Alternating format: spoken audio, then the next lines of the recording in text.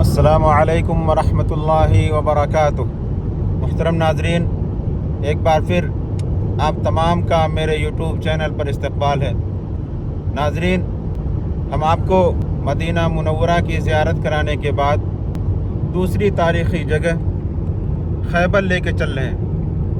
وہاں پہ ہم آپ کو جو تاریخی مقامات ہیں اس کی سیر کرائیں گے۔ آپ ہمارے ساتھ ویڈیو میں بنے رہیے، اور ہمارے ساتھ فرقان بھائی ہیں۔ السلام علیکم ورحمۃ اللہ وبرکاتہ۔ الحمدللہ آج ہم لوگ خیبر کی جانب نکلے ہیں۔ ابھی خیبر پہنچنے میں تقریباً 100 کلومیٹر باقی ہے۔ انشاءاللہ خیبر پہنچنے کے بعد تاریخی مقامات کے سلسلے میں کچھ باتیں ہوں گی۔ تو ناظرین، آپ دیکھیں، ہم لوگ خیبر کی طرف جا رہے ہیں۔ خیبر یہاں سے ابھی 110 کلومیٹر باقی ہے۔ آپ دیکھیں موسم کتنا خوشگوار ہے، نہ کوئی بہت زیادہ دھوپ ہے اور نہ ہی کوئی بہت زیادہ گرمی ہے۔ نومبر کا مہینہ چل رہا ہے، کوئی بہت زیادہ سردی بھی نہیں ہے، موسم بہترین ہے۔ سردی نہ گرمی، اتنا ہے، اتنی سردی ہے کہ آپ اس کو برداشت کر لے جائیں، اور اتنی گرمی ہے کہ اس کو بھی آپ برداشت کر لے جائیں۔ خیبر کے بارے میں بتلا دوں کہ جب اللہ کے رسول صلی اللہ علیہ وسلم صلح حدیبیہ کے بعد واپس مدینہ لوٹے، اللہ کے رسول صلی اللہ علیہ وسلم نے اعلان کیا کہ جو لوگ صلح حدیبیہ میں شریک رہے وہ سب لوگ ہمارے ساتھ خیبر کے لیے نکلے۔ اور اس طرح سے مسلمان جو صلح حدیبیہ میں اللہ کے رسول صلی اللہ علیہ وسلم کے ساتھ مکہ گئے تھے، وہ تمام کے تمام صحابہ کرام اللہ کے رسول صلی اللہ علیہ وسلم کے ساتھ خیبر کے لیے نکلے۔ آپ صلی اللہ علیہ وسلم نے صلح حدیبیہ کے بعد سب سے پہلا کام جو کیا وہ خیبر کی طرف رخ کیا۔ اس کی کچھ وجوہات بھی ہیں، کچھ اسباب بھی ہیں جن کی وجہ سے اللہ کے رسول صلی اللہ علیہ وسلم نے خیبر کی طرف رخ کیا۔ آپ تمام جانتے ہیں کہ سن 5 ہجری میں مکہ والے 10,000 کی تعداد ان کی تھی، اور وہ سب کے سب مدینہ آئے حملہ کرنے کے لیے۔ اور اللہ کے رسول صلی اللہ علیہ وسلم نے حضرت سلمان فارسی رضی اللہ عنہ کے مشورے پر عمل کر کے خندق کھدوایا، جس کے نتیجے میں مکہ والے مدینہ میں داخل نہ ہو سکے، اور اس جنگ کو غزوہ خندق کہا جاتا ہے۔ جو 10,000 کی تعداد میں مدینہ منورہ آئے حملہ کرنے کے لیے، اس میں سب سے بڑا رول خیبر کے یہودیوں کا تھا۔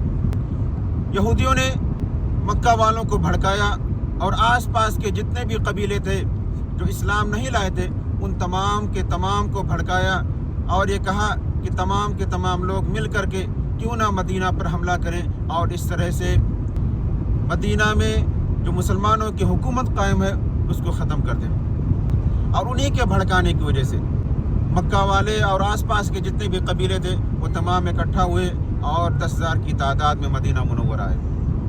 اور ایسے ہی جب یہ مدینہ منورہ پہنچے اور اپنے سامنے خندق کو دیکھا جو ان کے لیے ایک نئی چیز تھی، تو اس وقت بھی یہودیوں نے اپنی ریشہ دوانی سے، اپنی سازشوں سے مسلمانوں کو محفوظ نہیں رکھا۔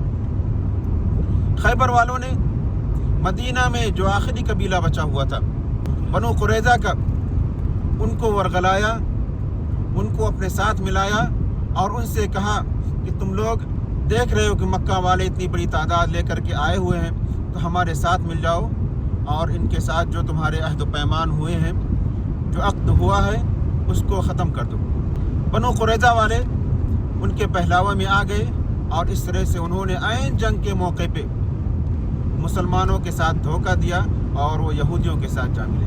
تو بتلانا یہ مقصد تھا کہ جب اللہ کے رسول صلی اللہ علیہ وسلم مکہ والوں سے مطمئن ہو گئے، خیبر والوں کی جو چال تھی جس کا سامنا اللہ کے رسول صلی اللہ علیہ وسلم نے سن 5 ہجری میں غزوہ خندق کے موقع پہ کیا تھا، تو آپ نے یہ فیصلہ کیا کہ کیوں نہ خیبر والے جو ہر طرح کی ریشہ دوانی مسلمانوں کے خلاف کرتے ہیں، ان کی ریشہ دوانیوں کو ایک طرح سے ختم کر دیا جائے۔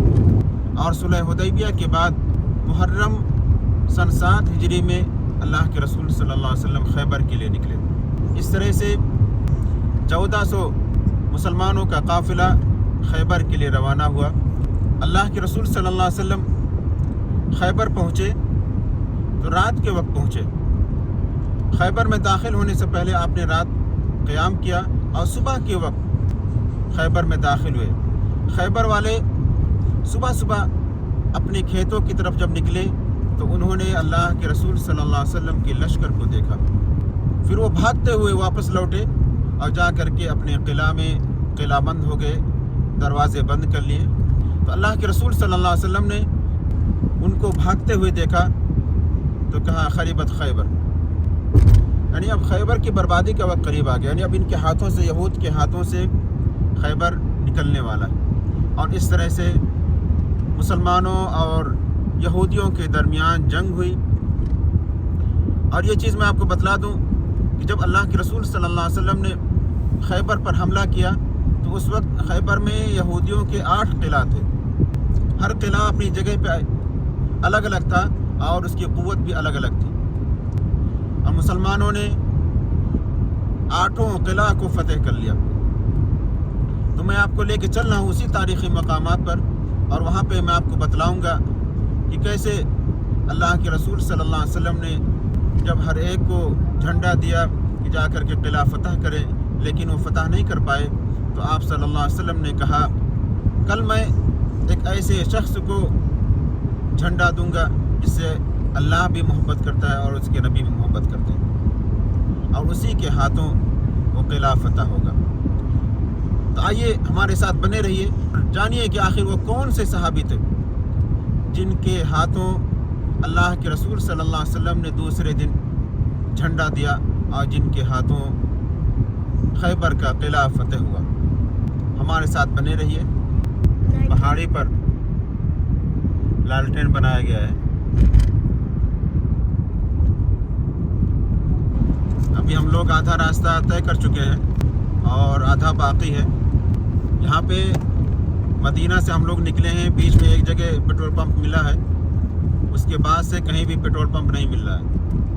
یا ایسی ہی ہے جس طرح بدر کا راستہ ہے کہ اگر آپ مدینہ سے بدر کے لیے جائیں گے تو راستے میں آپ کو پیٹرول پمپ نہیں ملتا ہے۔ تو جو لوگ بھی اس راستے سے آ رہے ہوں وہ دھیان دیں کہ پیٹرول پمپ نہیں ملتا ہے، دوری دوری پہ ہے، اس لیے تیل ٹنکی میں فل رکھیں۔ اب دیکھیں لکھا ہوا بلدیہ سلسلہ ترحب بکم۔ خیبر یہاں سے 60 کلومیٹر ہے۔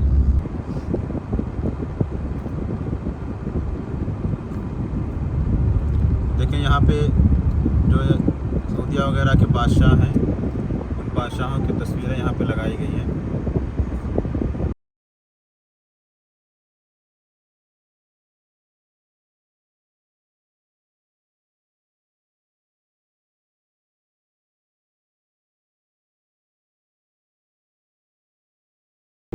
اب دیکھیں یہاں پہ جو گھر ہیں، ان کے جو اپنے رہائشی گھر ہوتے ہیں وہ اونچی اونچی عمارتیں نہیں ہوتی ہیں، بہت ہوتا ہے تو 1 منزلہ سے 2 منزلہ۔ لیکن اگر آپ شہروں میں دیکھیں گے تو وہاں پہ اونچی اونچی بلڈنگیں دکھائی دیں گی، اور اس کی وجہ بھی ہے چونکہ وہ سب ہوٹل ہوتے ہیں، اور شہروں میں جگہ کی قلت بھی ہوتی ہے اور آدمیوں کی کثرت ہوتی ہے، تو اس کو کیسے مینٹین کیا جائے، اسی لیے وہاں پہ آپ دیکھیں گے کہ اونچی اونچی بلڈنگیں ہوتی ہیں۔ لیکن اگر آپ شہر سے باہر نکلیں گے، مکہ میں سے باہر نکلیں گے، یا پھر ان کے جو دیہاتی علاقے ہیں وہاں پہ جائیں گے تو جو عمارتیں آپ دیکھیں گے وہ 1 منزلہ 2 منزلہ ایسی ہی آپ کو ملیں گی۔ اونچی عمارتیں یہ لوگ رہنے کے لیے پسند نہیں کرتے۔ آ رہے ہیں معاذ صلی اللہ علیہ وسلم۔ معاذ بولو، معاذ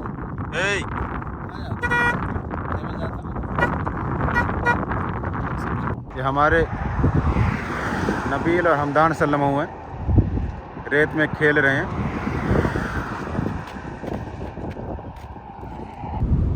اب یہ جو آپ آبادی دیکھ رہے ہیں اس کا نام سمد ہے، یہاں سے خیبر 20 کلومیٹر کی دوری پر ہے، یعنی اب ایک دم ہم لوگ قریب ہو گئے ہیں، انشاءاللہ 10-15 منٹ میں پہنچ جائیں گے۔ فرقان بھائی نے سرچ کیا ہے इस बस्ती के बारे में, समद बस्ती के बारे में। सऊदीया में जो बड़ी बस्तियां हैं, बड़े बड़े गांव हैं, उन बड़े गांव में समद पहले नंबर पर है। ये देखें, रोड के किनारे छतरी बनाई गई है और छतरी के नीचे कुर्सी। नाजरीन, हम लोग खैबर पहुंच चुके हैं और अभी हम लोग को पता नहीं है कि किधर वो किले की जगह है और ऐसे ही चल रहे हैं। मेरा ख्याल है कि शायद यही वो तुरासी जगह है, पुरानी जगह है, लेकिन यहाँ पे रास्ता ब्लॉक है।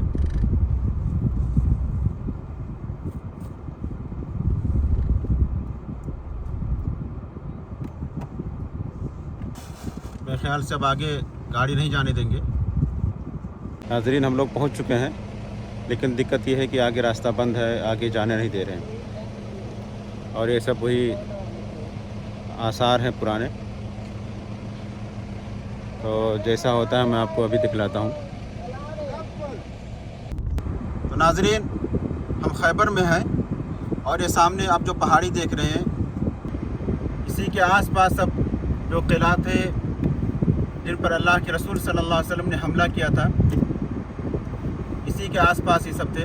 और आगे थोड़ी दूरी पे उसके बाक़ियात, उसकी अलामतें कुछ हैं, लेकिन परेशानी ये है कि वहाँ पे जाने नहीं दे रहे हैं अभी, वरना मैं आपको उसके बारे में दिखलाता और वहाँ के बारे में बतलाता।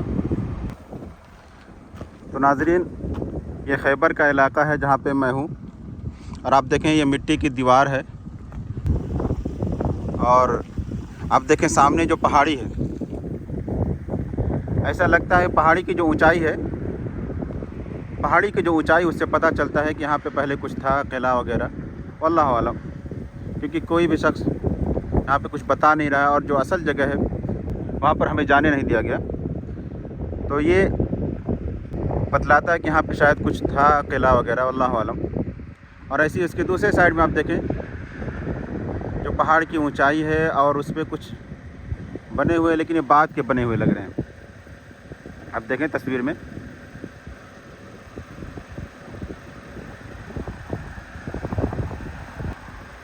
तो नाज़रीन, यहाँ पे जो मैंने बतलाया था कि अल्लाह के रसूल सल्लल्लाहु अलैहि वसल्लम के दौर में 8 किला थे यहूदियों के, वहाँ पे एक बाक़ियात था, लेकिन वहाँ पे जाने नहीं दिया गया। और ये लग रहा है कि वह किला ही की शक्ल में कुछ है, वल्लाहु आलम।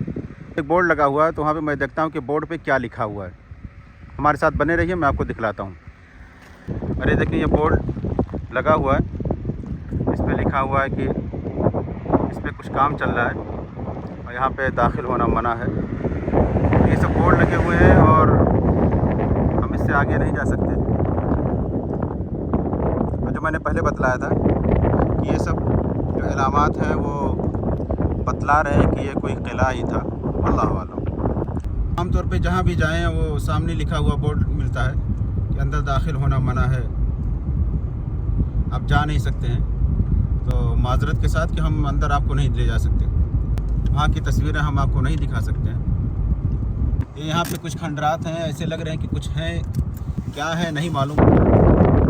नाज़रीन देखिए, ये खंडरात हैं और क्या है ये नहीं मालूम, लेकिन ऐसा लग रहा है कि पहले यहाँ पे कुछ था, कोई किला वगैरह था, क्या था नहीं मालूम। और ऐसे ही यहाँ पे चूँकि बोर्ड लगा हुआ है, आप अंदर नहीं जा सकते हैं, कुछ काम वगैरह चल रहा है।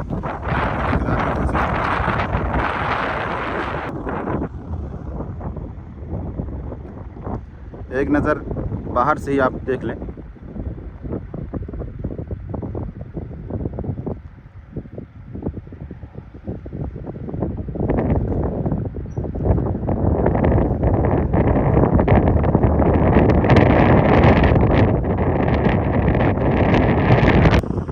तो नाज़रीन, चलते हैं आगे। आगे जो किला है जहाँ पे हमें मना किया गया है कि आप नहीं जा सकते हैं, उसकी तरफ लेके चल रहे हैं। वैसे बाहर से आपको दिखाएंगे, वहाँ पे तस्वीर लेना भी मना है।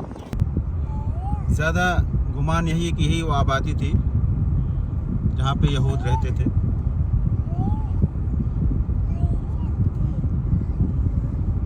और जो आप सामने देख रहे हैं, जो मस्जिद का मनारा है और उसके बगल में ही खंडरात हैं, थोड़ा सा मैं आपको दिखला रहा हूँ। आप देखें दोनों साइड में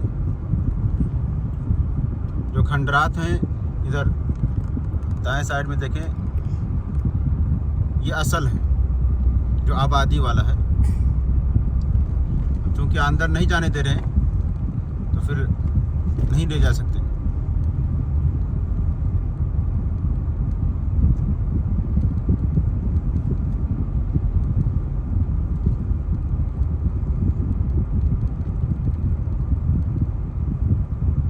देख रहे हैं यहाँ पे लिखा हुआ कि काम चल रहा है और अंदर दाखिल होना मना है।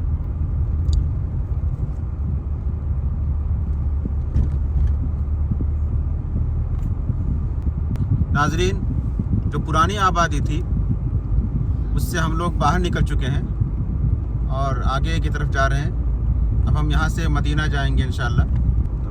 नाजरीन, उम्मीद कि आपको ये वीडियो पसंद आएगा। आप हमारे वीडियो को लाइक करें, सब्सक्राइब करें और कमेंट करके बताएं कि आपको हमारा ये वीडियो कैसा लगा।